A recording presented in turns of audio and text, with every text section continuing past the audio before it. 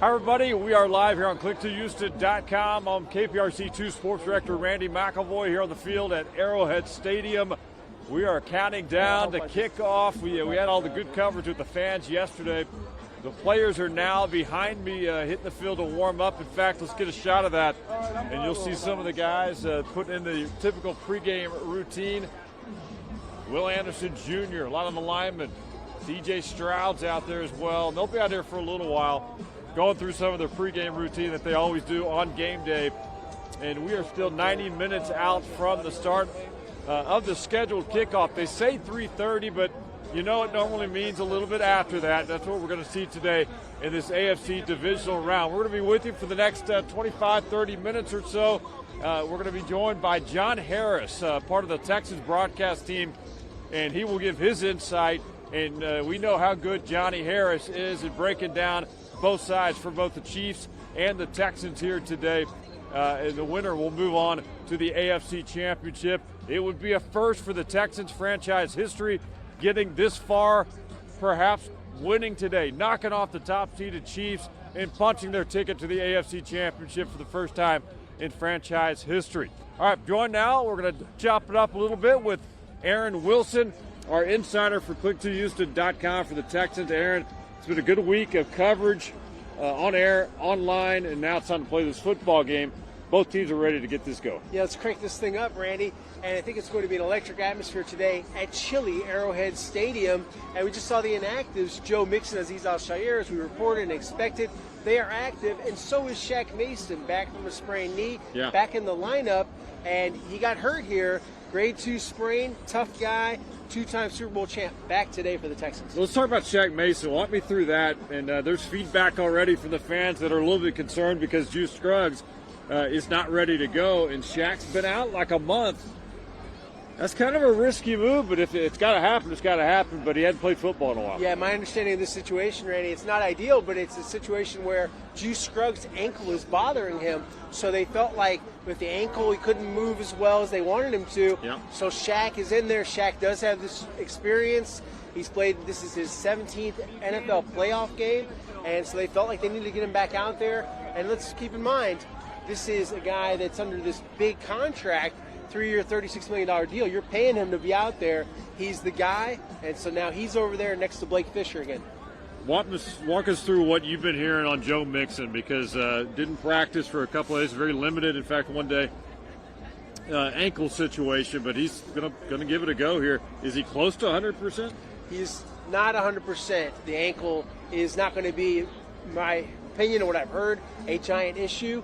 But they tested it out today, and they felt good enough about it that J.J. Taylor is inactive. And guess who else is active today? They've got Robert Woods up. Robert Woods, who had a hip and groin injury, but he's going to go. What can we see from him, do you think? I think he can give you a couple catches. He can return some punts. I look at him versatility there. Yeah. He's not going to be a 5-6 catch guy, though. No right. way. I mean, I look at him as kind of the glue. He's the elder statesman of the receiving corps. Yep. He's such a smart guy, such a good guy, a great influence on these guys. I'm kind of wondering, are we going to see more Xavier Hutchinson? Because that John Mechie III fumble, a little concerning. Yep. And Mechie looked really good on that 34-yarder. They did. And Mechie was thrown to, I remember point blank, at least a couple of times flat-out drops early in that game. I wanted to say first series, second series. And it was like, we can't rely on that right now, especially in playoff time. Yeah, and especially when you lose a fumble, that is a confidence killer. Yep. And I expect him to bounce back, and you got to give him more opportunities. But if he does it again, you got to go away from him, and you got to look at the idea of employing other guys. I'd like to see more of Dalton Schultz. He's a big target. Those are completable passes. It looks like he's open a lot. Just saw President Greg Grissom walk by. I should have grabbed him. Next time we're going to grab him. Because we're on Click2Houston, we can do anything we want on the web, right? Throw the rules out the window. That's our belief. And we'll see if we see anybody else. We're going to have John Harris pop in. As soon as we see John, we will pull him in as well, and anybody else of note that might be willing to talk with us.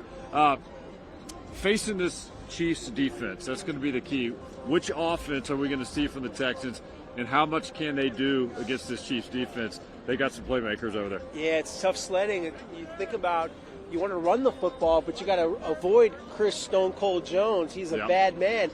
What you try to do is get some things done and not these screens like they tried last time. That looked bad. But I think you're going to see a heavy dose of Nico Collins and Joe Mixon as the primary guys touching the football, with C.J. Stroud at the controls, of course. And this is going to be a big game for C.J. It's a game he said he dreamed of growing up. He's out there against Patrick Mahomes, and, he's someone that's always loved the NFL, always watched it. And it was neat to hear him answer that question. I asked him about, kind of soaking up the moment. And C.J., I think he's ready for prime time. He's ready for this game. Well, let's talk about C.J.'s season to this point. And it was up and down early, more interceptions than a year ago. There was concern that, he had a lot of pressure coming after him all season. I'm not sure what the sack total entering is. 52 is for it him. 52 right now? Obviously, massive increase from a year ago. And how he handled that pressure early. Have you seen an improvement from your opinion over the last several weeks, even despite the pressure coming, that maybe he's improved dealing with that? Yes, I've seen a willingness and an ability to run and take off when it's not there, an ability to escape pressure and take less sacks, to hold the football less. He is speeding up his internal clock, and I'm seeing good signs of progress despite being under heavy duress. But you've never once heard him complain, and that's because he's got the big guys that we were talking about. He's got their back, and they got his back. You got to have that. Well, the receiver core, he's had to deal with that as well, with the loss of Stephon Diggs, loss of Tank Dell, right here at this stadium. In fact, when they were here back in December, they lost Tank Dell. And, it's a limited receiving core.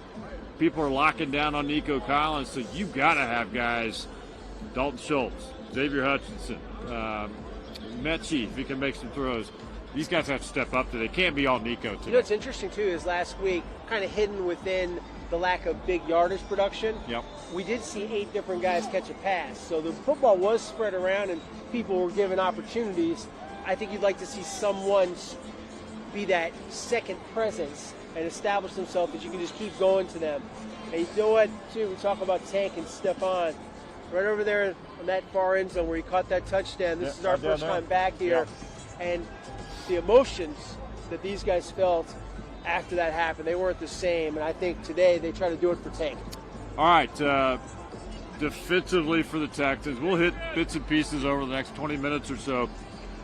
This defense has been playing at a high level. And 49 sacks and I believe 19 interceptions this year for the Texas defense. Let's go back to the first time they played it in December. And correct me if I'm wrong. I'm trying to reel off some of these stats.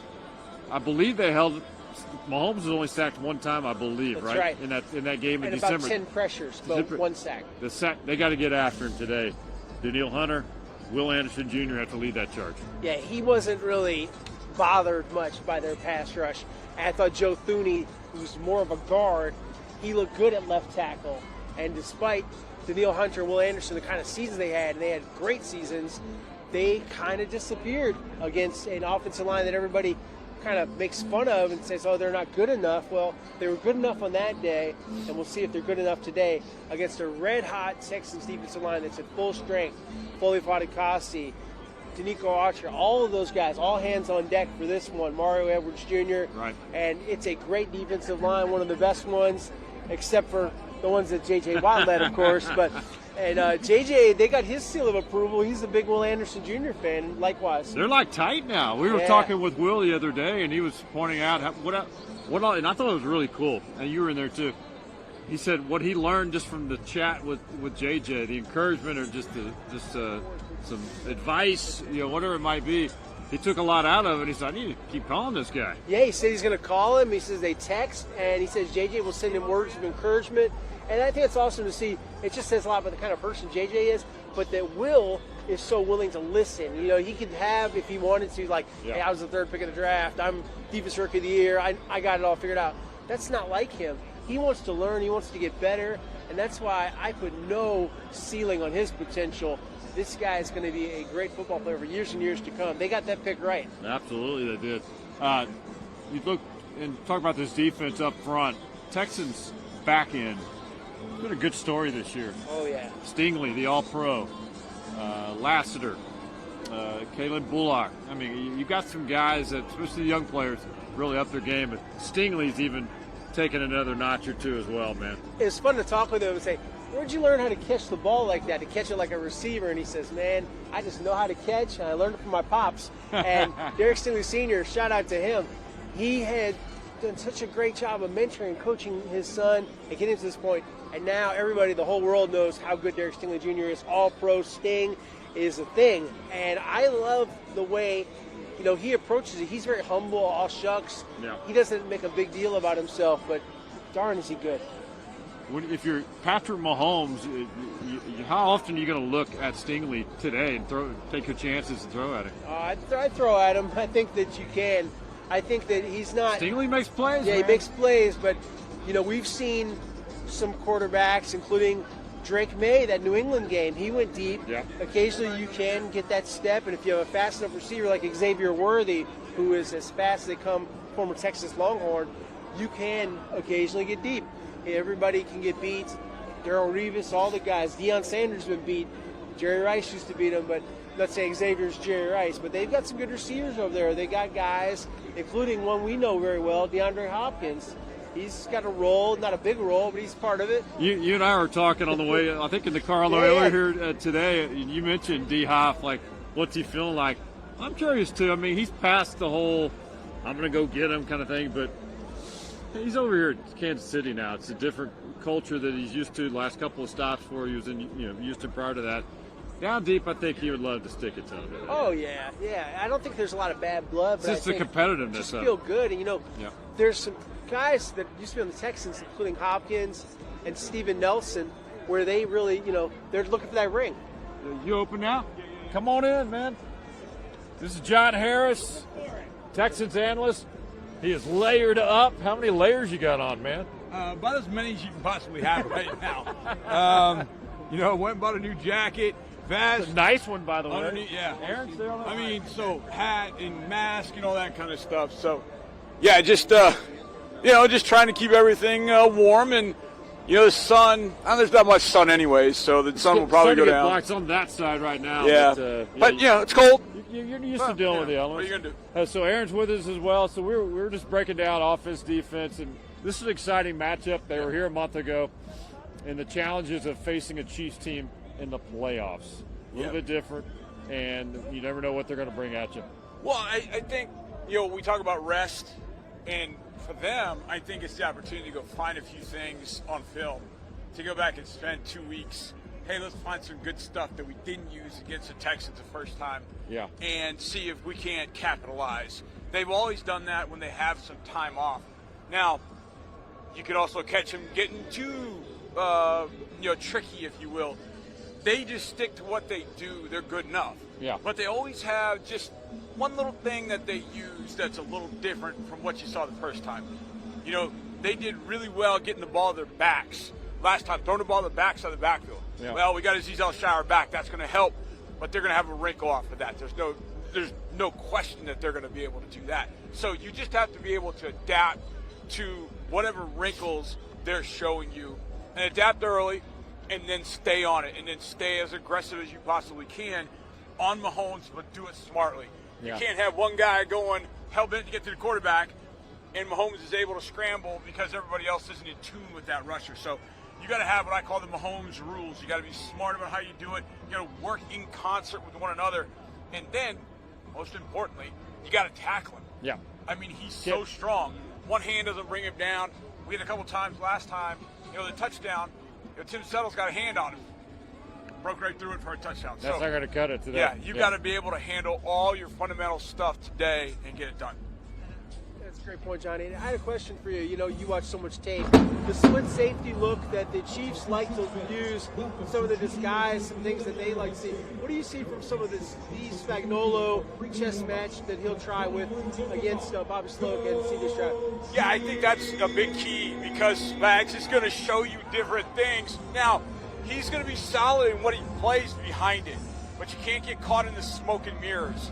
They're going to move guys up. They're going to try and show you guys over here and then rush from over here. So they want you to set the protection this way, and all of a sudden they've got 3 over 2 or they've got 4 over 3. Yeah. So you've got to be really smart in how you set the protection. Who's coming? And that sometimes you can tell from the second layer. Okay, well, if these guys are coming, they got enough guys over here. Hey, maybe we should set the protection this way and then handle what's over here, or vice versa. So you've got to be aware, especially to me, of where number 20 is. I think Justin Reed tells you a lot of what they're going to do. And knowing where he is and what his responsibilities are, Spags has really used Justin really well. So if Justin is floating around the line of scrimmage, you got to be aware that you got to treat him almost like a linebacker. And I think that's knowing where he is a big, big key. But setting your protection and then the backs protecting it is going to be huge. And they did okay with it last time. But in key moments, Spags had something in his back pocket that he brought out that we weren't quite ready for. We got to be ready for everything today. And one of the things you can do to be ready for it is get to 2nd and 4. Get to 2nd and 5. Be really good on first down. Get to 3rd and 2 where you can dictate as opposed to the other way around. You think on this, when you look at the Texas defense in an environment like we're going to see today, we know what they play playoff football here in Kansas City at a very high level. I was talking about it the other night on the air. I think they need to get a couple of takeaways, man. Yeah. Minimum a couple of takeaways, just like they've done all season long. Yeah, I don't think there's any question. Now, at NRG Stadium, we have done that a lot and done it very, very well. We've not done it as well on the road. We did it against Jordan Love, but Jordan Love could be kind of flipping with the football. Patrick's not going to do that. He hasn't had an interception, I think, since November or whatever it's been. Wow. So he's going to take care of the ball. So you're going to have to invite him to the same thing we talked about, like with Spags. Spags will show you some different things. You're going to have to show some zone, play man, show some zone, play a different zone. Yeah. You're going to have to show him some things that maybe shake him up a little bit, and then the rush is going to have to envelop him. That's got to be where he then panics, hopefully, makes a mistake. And if you get that one mistake, that might be all you need. You have to be super efficient offensively. But if you can force them to dink and dunk like they've done all year, you can live with that. Because eventually in the red zone, you'll hold it down, get some field goals and be okay. But you got to get that one turnover to make sure that you get the extra possession. You got to steal a possession. Turnover, fake punt. I think it's crucial. I would say outside kick, but you can't even do that anymore. But it really is those two things. So I want to ask you an intangible question. You're around the guys all the time. You're on the flight. You're in the building. So this is the first time they've been back here since the horrific Tank Dell injury, which has to pile over it, obviously, with emotional reaction. Now they're back, and it feels like they've had a really good week of preparation. What is the vibe like around the team as they're trying to do something, as they say, make history, get to the AFC Championship game, which no one has done before? Yeah, I feel like it's a pretty positive vibe. Yeah, it's tough when you walk in here and your first thought is, dang, man, we lost Tank here. But I kind of feel like it was that Tennessee game when we went back on the road, had a really good first drive, and you kind of sense some of the vibes coming back. And I think last week was a really good one to show, hey, we're back, we're ready. Let's do this for Tank as opposed to for us. We don't have Tank. And I think that's kind of the way they've looked at this all week. And I think they're going to go out there and that incident that happened down on the other end of the end zone, it's a tough one. But I think they're beyond it right now, knowing, look, we like being together. This team is tight. The only way this team stays together is by winning today. So I think that's more the sense of urgency than anything else. And yeah, it's tough. I mean, you look around and you're like, man, we could beat these guys today. We had Tank, man. Oh, but you can't think that way. It is one play at a time. It's who you got. You got to that play with what you have and who you have, and in the end, you'll be good. One last question, because we know you got to go. The coaching matchup today. Andy Reid, the veteran, the Super Bowl, he's been around forever. D'Amico Ryan's the rising star in his second year. Yeah. What do you like most about this head-to-head? Well, I think with Andy Reid, he's just had time. He's been here before. With D'Amico, it's just all about execution and energy.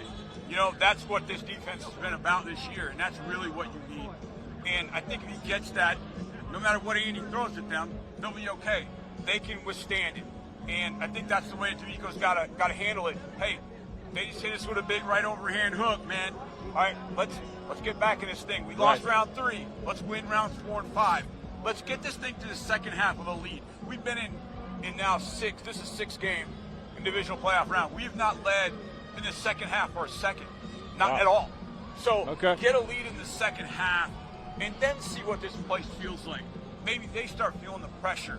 But it is every play, whatever happened. Last play, they went for 99 yards. Can't worry about it. Go get the next one. Go get the next one. Go get the next one. And you stack up enough good ones, hope you walk out of here with a W. Awesome, man. We'll go get warm up before this game, man. You're the man. Appreciate you, dude. John Harris, Texans analyst. He'll be roaming the sidelines on the broadcast. Thank you, Johnny. As always, great insight from John Harris. I don't know if there's a guy that knows football more than the guy can break it down more than John Harris. And he watches so much tape. He knows his team like the back of his hand. He's someone that, when you think about a guy that's very cerebral, and he's into it, and he's into practice, he breaks it down great. Well, he had some good points about slowing down. You can't stop Patrick Mahomes. You can only kind of try to slow him down, force him into rare mistakes. He just doesn't. I didn't realize it had been that long since he threw an interception. Yeah, but he's on a roll right now. Another stat too. He is the king of the divisional round. He is absolutely unblemished, 6-0, and 16 touchdowns and 0 interceptions at this stage. And you know he's closing in on for playoff excellence. The Joe Montanas, the Terry Bradshaws. Only guy that's going to be past him at some point is the great Tom Brady. That's amazing. He's been fun to watch. I mean, I remember coming out of high school, he was like, okay, went to Texas Tech and White House, Texas, man, and he's developed into one of the all-time greats, and the people here in Kansas City, of course, love him. Right, yeah, and I remember when he visited the Texans the year they drafted Deshaun Watson, and so I got in touch with his agent. It was the day after the visit, and he said, hey, let's get you on the phone. Let's talk about this visit. And he's like, I love talking to Bill O'Brien, and you think about what could have been. You almost, the Texans were on this, and obviously, they did the Deshaun thing, and it worked out for a while until it didn't. But, Patrick Mahomes, I'll always remember that conversation I had, and this is before he was the legendary Patrick Mahomes. It was pretty cool. And the Chiefs take the field. Yeah, let's get a shot, Alex, if you can, get a shot of the guy the Chiefs just took the field and come out for their pregame warm-ups. They'll be out here for a few minutes. Texans, of course, out here as well doing their thing. And the fans are starting to file in. Many of them are out there tailgating. We were out there with the tailgaters coming in once we arrived here today. But this place is a special place on any Sunday, certainly in playoff time. I've been here during both, and they ramp it up during the playoffs like most places. But it's something special here at Arrowhead Stadium. Right, and Randy, we were here for the meltdown. Yeah. Maybe they exercised some of the ghosts of the past today. That was hard to watch, and now they get another chance with a totally different team. I think John Weeks may be the only guy left from that squad. Yeah, let's go. We'll get back on camera here. We got a few more minutes before we wrap it up. Texas Nation out. You and I were with the fans last night. I'm amazed how that's continued to grow as well with the traveling Texans and how they all bond together. It's like a fraternity when you start, talking to them at their events like they had last night over in the Power and Light District. They love traveling with one another. They've got to know each other very well. Yeah, it's a cool family atmosphere. These folks, they are tight, they're close, and they have a good time. They know how to party. These folks are having a few beverages, enjoying themselves as they should. And that's the thing. It's like a real party that they take on the road, and they support this team through thick and thin. These are some of the more positive fans, not like some of the fans you might see on Twitter that are, the desktop junkie that say whatever. Maybe some guy that's just really focused on the negativity. And it's sort of refreshing to talk to those fans and just to hear their perspective because they love this team and they love being Texas fans. All right, so gut feelings now. We got a few minutes left. We'll wrap it up. This is a winnable football game. But I'm going in thinking there's just you can't make a perfect game. It's not realistic, right? You're going to make mistakes, but you got to be able to control those mistakes. You can't give that football up at all today. There's going to be a 0 in that column. If the same thing happens as last week where they get that slow start and they have a turnover, these guys can close the lights out on you pretty quick. You have got to be on your A game, as C.J. Stroud said quite correctly. You got to bring it in the playoffs. Take your game to another level. Yeah. And we're going to see what this team is made of. Didn't like what I saw from them against the Ravens on Christmas or in the divisional round last year. Really like the way they played in the wild card. They got to capture that wild card magic and refocus and calibrate it for today. who's an X factor? If you're going to look at, let's say offense, let's go offense, defense, offense, X factor. We know CJ's going to do it. We hope Joe Mixon takes care of business. Who else? Who's the X factor in your opinion? You know, I'm kind of wondering about Xavier Hutchinson. Could he be the guy, if you're concerned about John Mechie and ball security and hands, maybe after a 34-yard catch, you say, let's give him another chance. Let's see, could he recapture that? Could he do more? Could a Mechie bounce back if they have confidence in it? That's the key. How much confidence do they have in John Mechie right now? I think they've, after the mistake, he got it together and he played better the rest of the way. The guy did a great job of punching it out. I think they have enough confidence. It's not like he's going to be erased from the game plan. He'll still get the football. All right, defensively, Will Anderson Jr., Daniil Hunter, we know they got to show up. X factor on the defensive side. Yeah, of course, those guys, they got to get more than the one sack they had last time. They got to get Patrick Mahomes on the ground. But my X factor is a little different, and it is Azeez Al-Shaair did not play the first game because of the suspension. Right. Today, his speed, that could be a difference maker chasing around Patrick Mahomes, because he is certainly fast enough to chase down that quarterback. He is one of the faster linebackers they've had in a Texans uniform, and I think that he can really help it. Also, from a mental standpoint, remember, he's the green dot. He's the signal caller. He's the extension of D'Amico Ryans, and he's got some tricks up his sleeve, too, and he's a hard hitter. Just ask Trevor Lawrence, Right. You definitely have to be aware of his presence. He's a guy that will hit you. All right, final minute or so, then we'll wrap it up here from the field on the score. I'm going to go 27-23. I'm going to go Chiefs. I think Chiefs are going to win today. It's hard to go against them in this building in the playoffs, but I do think it's going to be a close game, a close loss for the Texans. That could go down to that fourth quarter. I see it that way, too, but I'm going to lower the score. I'm going with 24-13 Chiefs. I think the Texans 24-13, okay. 24-13, yeah, I can see that happen. We'll see. I'm not a great prognosticator. For a while there, I was a little bit of a roll as far as when they weren't going to win, like obvious ones, like I thought Minnesota, they weren't going to win, they didn't. Yeah. But I look at the Texans, I just think I worry about the turnovers and the Chiefs' ability to create them and their ability to not make those mistakes. And I just worry about that to the point that I'm picking the Chiefs. Hopefully the Texans do advance. Now I'm incorrect, but that's my pick. All right, we're going to make the rounds here on the field and then thaw out a little bit. I'm starting to get cold. I know you are too. Absolutely. We'll go on that side and hopefully see some Texans fans make the rounds, say some hellos, and you get to know some of these people when you're at NRG Stadium or on the road, and it's good to see some of the familiar faces. But we will do that. More coverage, of course, on clicktohouston.com. On KPRC2 Plus and KPRC2 as well tonight at 6 and 10 o'clock. And hopefully we're talking about a Texas victory. And you know what that means. If they can win, they're playing more football. They're going to the AFC Championship for the first time in franchise history. And, man, this town's going to go crazy. H-Town will go nuts if that can be pulled off. They can get it done, yeah. History in the making, a milestone. And they're the only team in the South Division to not reach that point. All right. They can get it done. We're going to wrap it up. Thanks for watching 30 Minutes live coverage here from Kansas City. For Aaron Wilson, I'm Randy McElvoy. So long for now. We'll talk to you later today. Enjoy the game, everybody.